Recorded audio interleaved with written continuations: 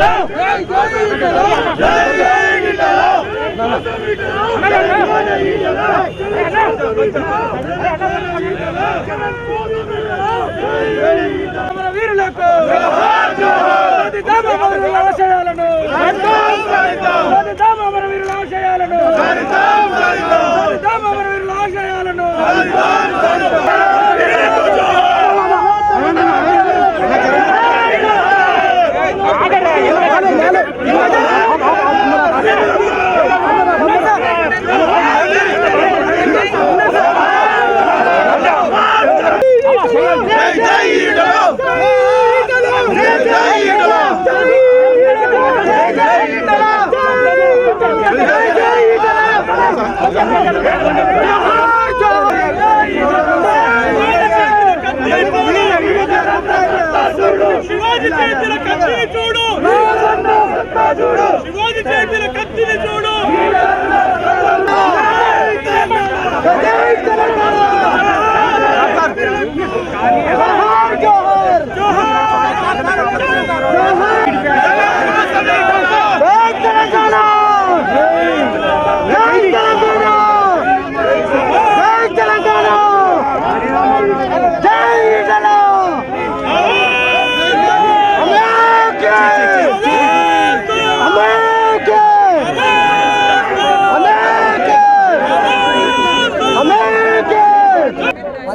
సంవత్సరాలుగా కమలాపూర్ శాసనసభ్యుడిగా, హుజురాబాద్ శాసనసభ్యుడిగా ఎప్పుడు కూడా ఓటమి లేకుండా గెలవడమే కాకుండా ఈ అసెంబ్లీలో సమైక్య రాష్ట్ర పాలకుల మీద నిప్పులు చెరిగి తెలంగాణ రాష్ట్రమే తెలంగాణ ప్రజలకు శ్రీరామ రక్ష అని చెప్పి ఆ రోజు అసెంబ్లీ వేదిక మీద గర్జించడమే కాకుండా రాష్ట్రం ఏర్పడిన తర్వాత కూడా మంత్రిగా పనిచేసి ఈరోజు రాజీనామా చేయాలని చెప్పి నిర్ణయించుకోవడం జరిగింది. ఈ రాజీనామా విషయంలో యావత్ తెలంగాణ ప్రజలు కానీ, ఉద్యమ సహచరులు కానీ, రాజకీయంగా అవగాహన కలిగిన వాళ్ళందరూ కూడా మీకు బీఫామ్ ఇవ్వచ్చు టీఆర్ఎస్ పార్టీ, కానీ గెలిపించింది మాత్రం హుజురాబాద్ ప్రజలు కాబట్టి మీరు రాజీనామా చేయకూడదు. 2014 తర్వాత కావచ్చు, 2018 తర్వాత కావచ్చు, ఇతర పార్టీలలో గెలిచిన వాళ్ళు కూడా టీఆర్ఎస్ పార్టీకి వచ్చి మంత్రులుగా కొనసాగుతున్నారు. ఇతర పార్టీలలో గెలిచిన వాళ్ళు రాజీనామా చేయకుండానే మంత్రులుగా శాసనసభ్యులు కొనసాగుతూ ఉన్నారు. ఇవాళ యాంటీ డిఫెక్షన్ లా ఉన్నప్పటికీ కూడా చట్టాన్ని అపహాస్యం చేస్తూ ఇలా రాజకీయాలు కొనసాగుతుంటే, నిస్సిగ్గుగా ఆ చర్య కొనసాగుతూ ఉంటే మీరెందుకు రాజీనామా చేయాలని చెప్పి నన్ను అడిగినారు.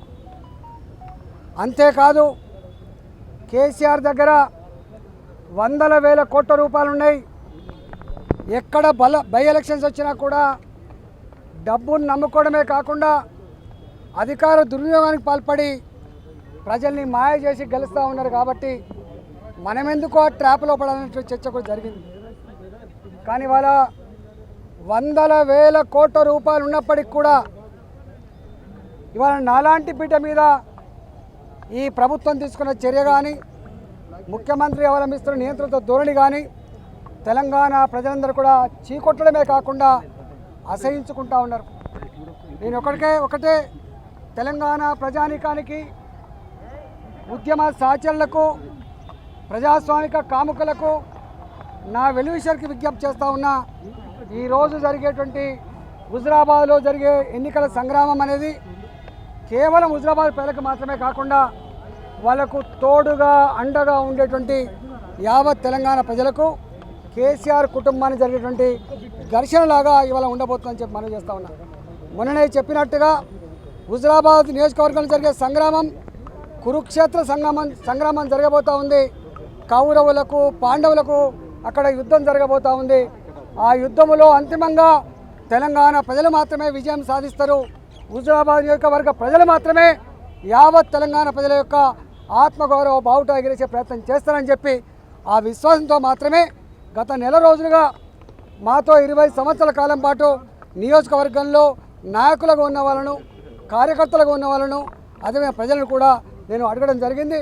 ఒకవేళ బిడ్డ వాళ్ళు కనుక తొలగించే పరిస్థితి వస్తే నువ్వే రాజీనామా చేయి బిడ్డ అని చెప్పి వాళ్ళు నిండు మనసుతో ఆశీర్వదించారు. కాబట్టి మా హుజురాబాద్ నియోజకవర్గ ప్రజలు వాళ్ళకు తోడుగా ఉండేటువంటి యావత్ తెలంగాణ ప్రజల ఆశీర్వాదంతో మాత్రమే ఇవాళ నేను రాజీనామా చేస్తున్నా అని చెప్పి నేను ప్రకటిస్తూ ఉన్నా. ఇవాళ మనం చూస్తూ ఉన్నాం, ఎక్కడ బై ఎలక్షన్ వచ్చినా కూడా ఇవాళ కేసీఆర్ గారికి వడ్లు తడిసిపోయి మొలకలు వచ్చినా, రైతాంగం ఆందోళన చేసినా కూడా వాళ్ళ గురించి మాత్రం పట్టించుకోడు. నిరుద్యోగ యువత ఉద్యోగాలు లేవని చెప్పి రోడ్ల మీదకి ఎక్కినా కూడా వాళ్ళ గురించి పట్టించుకునే ఆస్కారం లేదు. ఇవాళ యావత్ ప్రజానికం అంతా కూడా ప్రతి నిత్యం పొద్దున్నే తనకున్న సమస్యను నివేదించేటువంటి ప్రజా దర్బార్లకు ఇక్కడ ఆస్కారం లేదు. మంత్రులను పిలిపించుకొని సమీక్షలు చేసేటువంటి ఆస్కారం కూడా లేదు.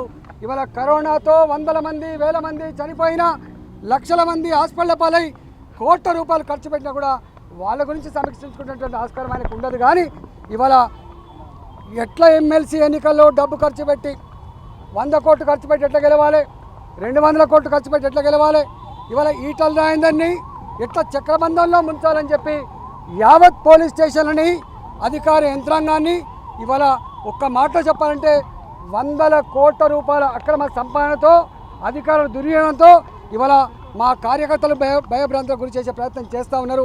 మా ప్రజల్ని అలా ఇబ్బంది పెట్టే ప్రయత్నం చేస్తూ ఉన్నారు. మా నాయకులు కానీ, కార్యకర్తలు కానీ తెలంగాణ ఉద్యమంలో రాటు తేలిన వాళ్ళు ఇవాళ ఢిల్లీ సర్కారు మెడలు మంచడానికి, ఉప్పల్ రైల్వే స్టేషన్ లాంటి ఉద్యమానికి శ్రీకారం చుట్టిన వాళ్ళు. కాబట్టి మా వాళ్లకు నిర్బంధాలు కొత్త కాదు, మా వాళ్లకు కేసులు కొత్త కాదు, మా వాళ్లకు బెదిరింపులు కొత్త కాదు. ఆ బెదిరింపులని, నిర్బంధాలని, కేసుల్ని తొక్కి పడేసి తప్పకుండా రేపు రాబోయే ఎన్నికల్లో కేసీఆర్ గారికి బుద్ధి చెప్పేటువంటి రోజులు దగ్గర పడ్డాయని చెప్పి మా ప్రజలందరూ కూడా ఉవ్విలుడుతున్న సందర్భం అని చెప్పి మనం చేస్తూ ఉన్నాం. కొంతమంది నేను ఇన్నాళ్ళుగా లెఫ్ట్ పార్టీలలో ఉన్న మనిషిని, నా డిఎన్ఏ అంతా కూడా లౌకిక డిఎన్ఏ అని చెప్పి తెలుసు అందరికీ. కానీ ఇవాళ నా ఎజెండా రైట్ ఎజెండా కాదు, నా ఎజెండా లెఫ్ట్ ఎజెండా కాదు. నా ఎజెండా తెలంగాణ యావత్ ప్రజానికం ఒక ఫ్యూడల్ నియంతృత్వ పాలన కొనసాగుతూ ఉంది. కాబట్టి దాని నుంచి విముక్తి చేయడమే, దానికి గోరి కట్టడమే నా ఎజెండా ఉంది. కాబట్టి నా ఎజెండాను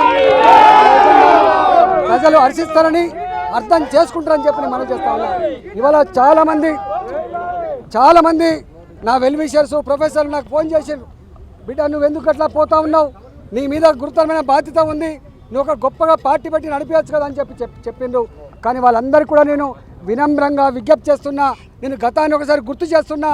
మీలాంటి వాళ్ళు సమస్య వస్తే ఇవాళ 100 సార్లు ఫోన్ చేసినా కూడా ఈ ప్రభుత్వం నుంచి వెళ్ళి మీకు ఏనాడు కూడా ఆహ్వానం అందలేదు. తెలంగాణ రాష్ట్రం ఏర్పడిన నాడు మీకు ఒక మాట ఇచ్చిండు, తప్పకుండా తెలంగాణ మేధావులతో, తెలంగాణ విద్యావంతులతో, తెలంగాణ ఉద్యమకారులతో ఒక కమిటీ వేస్తాను. నేను మీ సూచనలు సలహాలతో మాత్రమే తెలంగాణ సంపూర్ణ తెలంగాణగా, బంగారు తెలంగాణ అభివృద్ధి చేసే ప్రయత్నం చేస్తా అని చెప్పి ఏ మాట అయితే ఇచ్చిండో ఆ మాట గంగల కలిసింది. చివరికి ఆ మాట కాదు కదా, కనీసం మీలాంటి వాళ్ళు ఏదైనా సూచన చేద్దామన్నా, మీలాంటి వాళ్ళకు ఏదైనా ఆపద వచ్చి చెప్పుకుందామన్నా కూడా ఇలా చెప్పుకునే దిక్కు లేకుండా పోయింది. తెలంగాణ రాష్ట్రంలో ఏ చైతన్యానికైతే నిలయమో, తెలంగాణ రాష్ట్రంలో సమస్యల పరిష్కారం కోసం ఇందిరాపార్క్ ధర్నా చౌకులు పెట్టుకొని ఉద్యమాలు చేసినామో, ఏ చైతన్యం ద్వారా అయితే యావత్ తెలంగాణ సమాజం పరిగించి ఆనాడు తెలంగాణ కోసం కొట్లాడిందో, ఇవాళ ఆ సంఘాలు కానీ, ఆ చైతన్యం కానీ ఇవాళ ఇలా నాశనం చేసే ప్రయత్నం చేసిండు.